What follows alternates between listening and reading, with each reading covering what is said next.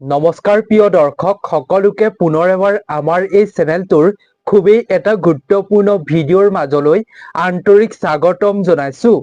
প্ৰিয় দৰ্শক 2026 বৰ্ষৰ দৌল পূৰ্ণিমা অৰ্থাৎ ফাকুৱা সমাগত। দৌল পূৰ্ণিমাৰ দিনটোতেই বছৰৰ প্ৰথমটো চন্দ্ৰগ্ৰহণ হবলৈ গৈ আছে। এই চন্দ্ৰগ্ৰহণৰ প্ৰভাৱ ভাৰতত পৰিব। প্ৰিয় দৰ্শক, এই দৌল পূৰ্ণিমা তথা ফাকুৱাৰ দিনা আপুনি আপোনাৰ হাতত তিনিটা যদি আপুনি তুলসী পাত লৈ আপুনি এটা কাম আপোনাৰ ঘৰত কৰিব পাৰে, তেতিয়াহ'লে আপোনাৰ ঘৰত থকা সকলো অভাৱ অনাটন, সকলো সমস্যা দূৰ হ'ব। লগতে প্ৰিয় দৰ্শক, আপুনি এই দৌল পূৰ্ণিমা তথা ফাকুৱা উৎসৱৰ দিনটোত ভুলতো আপুনি এনে বস্তু কেতিয়াও নাখাব। এনে এটা বস্তু আছে যিটো শাস্ত্ৰত খোৱাটো এই ফাকুৱাৰ দিনা একেবাৰে শুভ নহয় বুলি কোৱা হৈছে। যদি আপুনি এই ধৰণৰ বা এনে বস্তু সেৱন কৰে এই দিনাখন, তেতিয়াহ'লে এই বস্তুটো খোৱাৰ ফলত আপুনি বছৰ জুৰি ভুগিব লাগিব। আৰু আপোনাৰ জীৱনলৈ, আপোনাৰ ঘৰখনলৈ বিভিন্ন বিপদ বিঘিনি অহাৰ প্ৰবল সম্ভাৱনা থাকে। সেইবাবেই শাস্ত্ৰৰ অনুযায়ী কোৱা হৈছে যে হোলী উৎসৱৰ দিনা ভুলতো এনে বস্তু খোৱাটো উচিত নহয়। সকলোৱে সাৱধান অৱলম্বন কৰাটো খুবেই জৰুৰী। আমি এই ভিডিঅ'টোত সুন্দৰভাৱে শ্বেয়াৰ কৰিম আপুনি এই পবিত্ৰ দিনটোত কেনেধৰণৰ বস্তু খোৱাটো খুবেই শুভ আৰু কি বস্তু খোৱাটো অশুভ সুন্দৰভাৱে শ্বেয়াৰ কৰিম।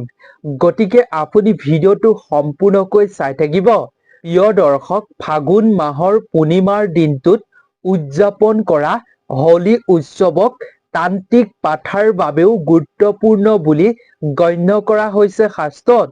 এই দিনটোত ভক্তসকলে তথা সাধকসকলে যদি মন্ত্ৰ জপ কৰিব পাৰে, তেতিয়া সেই মন্ত্ৰৰ শক্তি অধিক সক্ৰিয় হৈ পৰে বুলি বিশ্বাস কৰা হৈছে।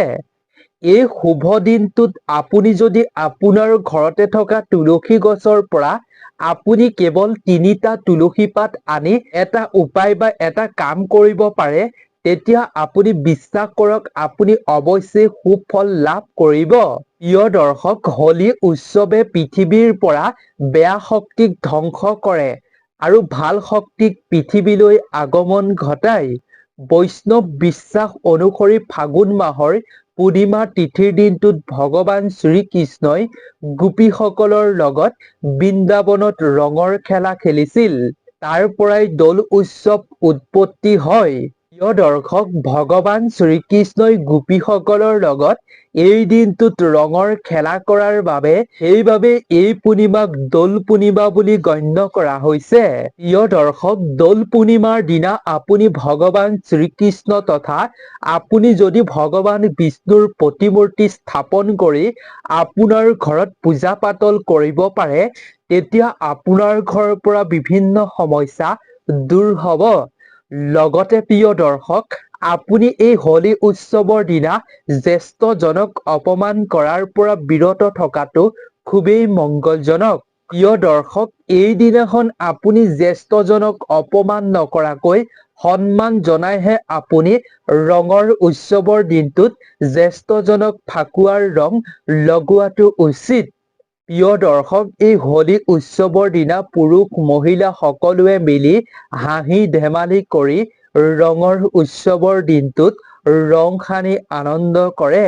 প্ৰিয় দৰ্শক, এইখিনিতে আপোনালোকক এটা অনুৰোধ, আপুনিও যদি ভগৱান শ্ৰীকৃষ্ণৰ আশীষ লাভ কৰিব বিচাৰে, আপুনিও যদি ভগৱান শ্ৰীকৃষ্ণৰ কৃপাত আপোনাৰ জীৱনটো সুন্দৰ কৰিব বিচাৰে, আপুনিও যদি এই ৰঙৰ উৎসৱৰ দিনটোত আপোনাৰ জীৱনটো ৰঙীন কৰি তুলিব বিচাৰে, ভগৱান শ্ৰীকৃষ্ণৰ কৃপা লাভ কৰিব বিচাৰে সঁচা অৰ্থে, তেন্তে আপুনি কমেণ্টত জয় শ্ৰীকৃষ্ণ বুলি অৱশ্যেই লিখি ভক্তি মনেৰে আপুনি ভিডিঅ'টোত এটা লাইক কৰি কথাখিনি আপুনি খুব ধ্যান দি ভালদৰে শুনি থাকিব।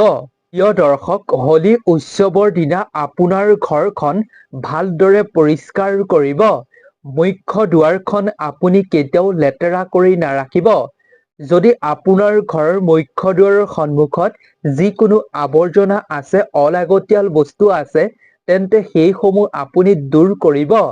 এই দিনাখন চাফ চিকুণ কৰি ৰাখিব আপোনাৰ মুখ্য দুৱাৰখন। তেতিয়াহে ঘৰলৈ মাতা লক্ষ্মীৰ আগমন ঘটিব। নহলে ঘৰলৈ নেতিবাচক শক্তিৰ প্ৰৱেশ ঘটিব। আপুনি মনত ৰাখিব অলাগতিয়াল বস্তু যাতে আপোনাৰ ঘৰৰ মুখ্য দুৱাৰৰ ওচৰত কেতিয়াও নাথাকে হোলীৰ দিনাই বা আন যিকোনো দিনাই। প্ৰিয় দৰ্শক, আপুনি হোলী উৎসৱৰ দিনা আপোনাৰ ঘৰলৈ এডাল নতুন ঝাৰু ক্ৰয় কৰি লৈ আনিব পাৰে। যদি হোলী উৎসৱৰ দিনা এডাল নতুন ঝাৰু ঘৰলৈ আনে, তেতিয়া মাতা লক্ষ্মীৰ আপোনাৰ ঘৰলৈ স্বয়ং আগমন ঘটিব। শাস্ত্ৰৰ অনুসৰি এই দিনাখন ঝাৰু ক্ৰয় কৰাটো খুবেই শুভ আৰু খুবেই ফলদায়ক বুলি কোৱা হৈছে। লগতে প্ৰিয় দৰ্শক, মাতা লক্ষ্মীৰ প্ৰিয় হৈছে কাৰী। গতিকে আপুনি এই দিনাখন আপোনাৰ ঘৰলৈ কাৰী লৈ আনিব পাৰে, যাৰ দ্বাৰা মাতা লক্ষ্মী সুখী হৈ পৰিব। আৰু আপুনি সেই কাৰী আপোনাৰ ঘৰৰ লকাৰত য'ত ধন ৰাখে তাত ৰাখিব। এতিয়া আপোনাৰ ঘৰত অভাৱ অনাটন কেতিয়াও আপুনি দেখিবলৈ নাপাব। কেৱল ইমানেই নহয় প্ৰিয় দৰ্শক, আপুনি এই দৌল পূৰ্ণিমাৰ দিনা আপোনাৰ ঘৰলৈ ধনিয়া ক্ৰয় কৰি অনাটো অতিকৈ শুভ। আপুনি এই দিনাখন ধনিয়া কিনি আনি মাতা লক্ষ্মীক অৰ্পণ কৰিব লাগে। আৰু তাৰ পাছত যদি সেই ধনিয়া আপোনাৰ ঘৰৰ বাৰীত ৰোপণ কৰে, তেতিয়া ঘৰখনত কেতিয়াও আৰ্থিক সমস্যাই দেখা নিদিয়ে। আৰ্থিক সমস্যা নহয় বুলি কোৱা হৈছে শাস্ত্ৰত। প্ৰিয় দৰ্শক, ফাকুৱা তথা হোলী উৎসৱৰ আগত বা হোলী উৎসৱৰ দিনা আপুনি ঘৰলৈ পিতলৰ বাচন ক্ৰয় কৰি আনিব পাৰে। ইয়াৰ ফলত সমৃদ্ধি আহে বুলি বিশ্বাস কৰা হৈছে। সমুদ্ৰ মন্থনৰ সময়ত লক্ষ্মী দেৱীয়ে পিতলৰ বাচনো হাতত লৈ আবিৰ্ভাৱ হৈছিল। সেইবাবেই আপুনি পিতলৰ বাচনো এই দিনাখন ক্ৰয় কৰাটো শুভ বুলি কোৱা হৈছে। প্ৰিয় দৰ্শক, হোলী উৎসৱ হৈছে সুখ আৰু সত্যৰ প্ৰতীক। গতিকে এই দিনাখন যিসকলৰ ঘৰত নেতিবাচক তথা বেয়া শক্তি আছে বুলি ভাবিছে, তেওঁলোকে এই দিনাখন গংগাজল গোটেই ঘৰখনত ছটিয়াই দিব লাগে। আপুনি গংগাজলত ৩-৪টা মান আপুনি তুলসী পাত দি সেই গংগাজল গোটেই ঘৰত ছটিয়াই দিব। এনে কৰিলে আপোনাৰ ঘৰৰ পৰা যি নেতিবাচক তথা বেয়া শক্তি, সেই বেয়া শক্তি দূৰ হৈ পৰিব তৎক্ষণাৎ। আৰু ঘৰখনলৈ ধনাত্মক শক্তি তথা ইতিবাচক শক্তিৰ আগমন হ'ব। প্ৰিয় দৰ্শক, কেৱল ইমানেই নহয়, আপুনি এই দিনাখন পূজা কৰাৰ সময়ত যি আপুনি তুলসী পাত ভগৱান বিষ্ণুৰ শ্ৰীচৰণত, শ্ৰীকৃষ্ণৰ শ্ৰীচৰণত অৰ্পণ কৰিব, সেই পূজা বা যজ্ঞৰ পৰা আপুনি পূজাৰ পাছত সেই তুলসী পাতকেইটা আনি এখন ৰঙা বা হালধীয়া কাপোৰত বান্ধি আপুনি সেইখিনি আপোনাৰ ঘৰৰ এটা নিৰাপদ স্থানত ৰাখিব। ইয়াৰ ফলত আপোনাৰ ঘৰত ধনৰ সমস্যা দূৰ হ'ব আৰু ঘৰখন উন্নতিৰ পথত আগবাঢ়ি যাবলৈ সক্ষম হ'ব। যদি আপোনাৰ ঘৰত তুলসী উদ্ভিদ নাই বা শুকাই গৈছে, তেন্তে সেই শুকাই যোৱা তুলসী গছজোপা আপুনি আঁতৰ কৰি এজোপা নতুন সতেজ তুলসী গছ ঘৰত ৰোপণ কৰিব। হোলী উৎসৱৰ আগত বা হোলী উৎসৱৰ দিনা যিখন ঘৰত তুলসী থাকে, সেইখন ঘৰত ভগৱান নাৰায়ণ বাস কৰে, লক্ষ্মী দেৱী বাস কৰে। গতিকে অৱশ্যেই আপুনি তুলসী গছ ৰোপণ কৰি ৰাখিব ঘৰখনত। কেৱল ইমানেই নহয়, ইয়াৰ ফলত ঘৰখনলৈ, পৰিয়াললৈ সৌভাগ্য আহে বুলি কোৱা হৈছে শাস্ত্ৰত। প্ৰিয় দৰ্শক, এতিয়া গুৰুত্বপূৰ্ণ কথাটো হৈছে আপুনি হোলী উৎসৱৰ দিনা কেনেকৈ তুলসী পাত অৰ্পণ কৰিব লাগিব। আপুনি তুলসী পাত 5টা 6টা আপুনি যিমান পাৰে ল'ব। তাৰ পাছত আপুনি সেই তুলসী পাতকেইটাত আপুনি ফাকুৱা লগাব। আপুনি পাৰিলে হালধীয়া বা ৰঙা ৰঙৰ ফাকুৱা লগাবলৈ চেষ্টা কৰিব। তাৰ পাছত আপুনি ভগৱান শ্ৰীকৃষ্ণৰ শ্ৰীচৰণত অৰ্পণ কৰিব। আৰু পূজাৰ শেষত আমি কোৱাৰ দৰে আপুনি ধন থোৱা ঠাইত ভালদৰে সুৰক্ষিতকৈ ৰঙা বা হালধীয়া কাপোৰত বান্ধি থৈ দিব। প্ৰিয় দৰ্শক, দৌল পূৰ্ণিমাৰ দিনা আপুনি ৰাতিপুৱাই স্নান কৰি শুদ্ধ বস্ত্ৰ পিন্ধি এগছি আপুনি ঘিউ চাকি অৱশ্যেই জ্বলাব। যিহেতু 2026 বৰ্ষৰ প্ৰথমটো চন্দ্ৰগ্ৰহণ এই হোলী উৎসৱৰ দিনাই হ'ব। গতিকে আপুনি সন্ধিয়া চাকি বন্তি জ্বলোৱাৰ পৰা বিৰত থাকিব লাগিব। সেইবাবে আপুনি চন্দ্ৰগ্ৰহণ শেষ হোৱাৰ পাছত পিছদিনাখন আপুনি সন্ধিয়াৰ সময়ত নিশ্চয় ঘিউ চাকি বন্তি ঘৰৰ মুখ্য দুৱাৰৰ সন্মুখত লগাব। প্ৰিয় দৰ্শক, আপুনি এই দৌল পূৰ্ণিমা তথা হোলী উৎসৱৰ দিনা ভুলতো কেতিয়াও আপুনি তিতা বস্তু নাখাব। যিকোনো তিতা বস্তু আপুনি খোৱাৰ পৰা পৰিহাৰ কৰক। এই দিনাখন আপুনি তিতা বস্তু খালে গোটেই বছৰটো আপোনাৰ বাবে ভাল নহ'ব।